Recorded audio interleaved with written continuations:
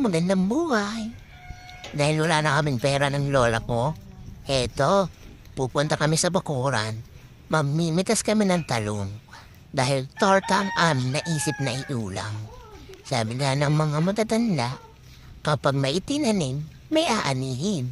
In English, if you plant some vegetable, you can get it when it's ripe. Okay? Okay, ito yung aming shortcut papunta sa aming taniman. Or in English, planting areas.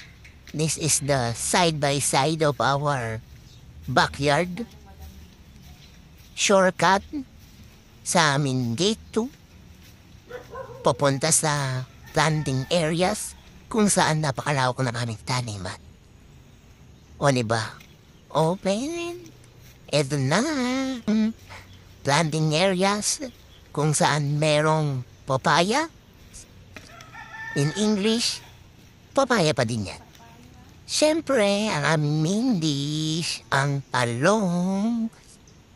Ayan, ay bahay din. Eggplant is the star for the day's video. Kailangan pitasin. Dahil lumalaki na sila, gutom na rin kami. Kailangan namin ng torta. Itlog na naman bibilin. Kasi ito na, may talong na. Tanim ng aming mga lola. Kasi kung walang tanim, wala kaming pipitasin talong. Wala rin kaming lulutuin. Paano na kami kung walang tanim? Oh my God! Kaya makinig tayo sa mga matatanda. Kailangan talaga, pagdating ng panahon, tanim-tanim din. Okay? Ayan, napaka-fresh niyan. Yan ang aming ulam. Healthy na.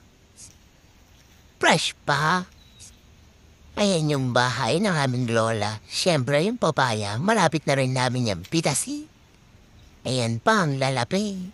Pero fresh dito. Malawak, masarap